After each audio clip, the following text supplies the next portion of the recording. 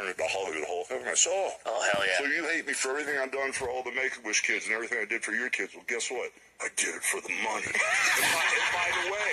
and by the way, since you want so much hatred coming your way, I'll have a good time when Kamala Harris, gets your new governor, and you're all standing in the soup line. Mic drop. See ya. Jeez. That would have been awesome. That would have been so fucking cool. That would have been great. I love it. Oh, man.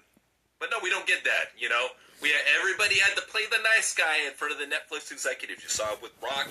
You saw it with Hogan. And that was pretty much, that was the verification right there that I needed. I always figured the Netflix executives were telling them to tone it down, play it safe, be friendly, be nice, be happy. It's a good show. No. You need to play this shit up if you're going to keep the viewers, and this is what happened. But, of course, people were talking about the Hogan allegations, those people being wrestlers, and, Undertaker had to talk about it, and he said, sometimes in life, things come back.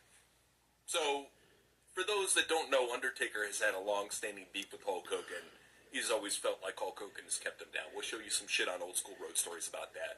But it wasn't just Undertaker who had something to say. It was also Seth Rollins, because why not? So, Seth was saying, I am all for people getting what they deserve. I love to see it.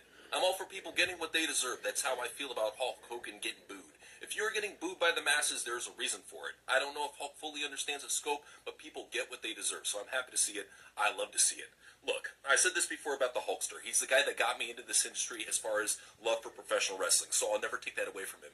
What he's done for our business, I'll never take that away from him. But I do think there's some responsibility that he needs to own up to that he hasn't yet. Maybe when he finally figures that out, might be able to move forward with our fans, so we'll see. What I say to you, dude, is you cheated on your wife for a Nazi chick. How are you to fucking say anything about this shit? I know, right? I mean, seriously, the fact that he was fucking and he had to have known, because she was making it public that Schreiber chick, whatever his name was, literally Zachariah Schreiber. Schreiber, literally fucking Nazi posting on Twitter, and he's like, what? I didn't know that bullshit. You were actually they're more fucking a Nazi. Satanists too. You fucking were. But yeah, with this shit, this proves that it's a satanic symbol, so it's not really surprising. Bullshit. Having to own up to it, it's like he already has. And honestly, if you're gonna be in LA, don't fucking have him out there, because you know he's gonna get booed, or have him be Hollywood Hulk Hogan. Go out there, heal up and say, you woke libtard cucks won't like this real American beer. That would have been fucking cool. I would have probably bought it. I mean, it's a selling point at that point, especially with how pro-right social media is right now. It is a definite selling point. That's why I think Hulk Hogan is having a career resurgence, is because he's playing that narrative more than most celebrities. I think him and Kanye are really playing to the pro-right right now.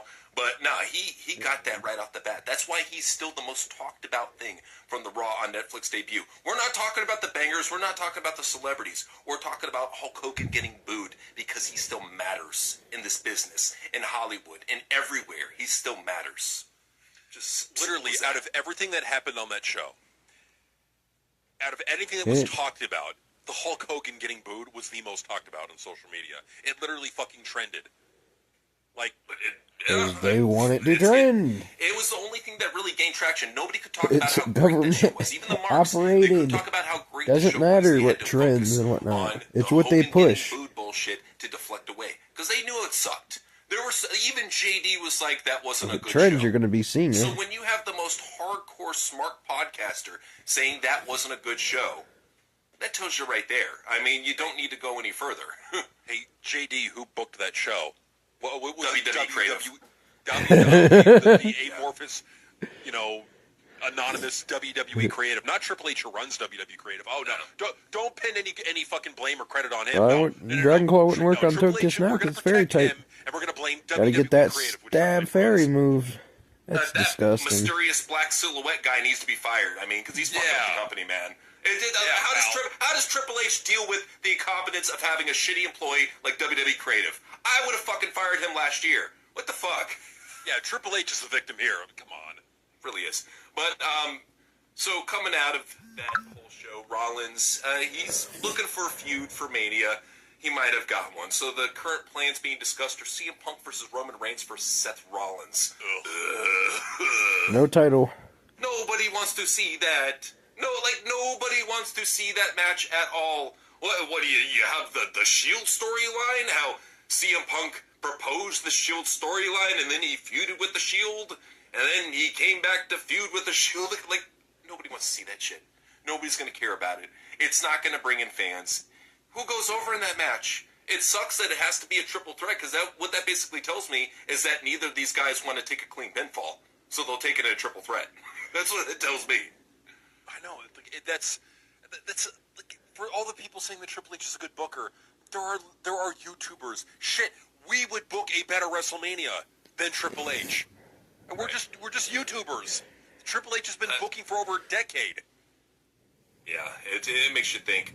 So, you gotta wonder if this is a storyline, or if it's real for that matter. So, it was discussed on Raw by Michael Cole that Roman Reigns will be out of action for the foreseeable future.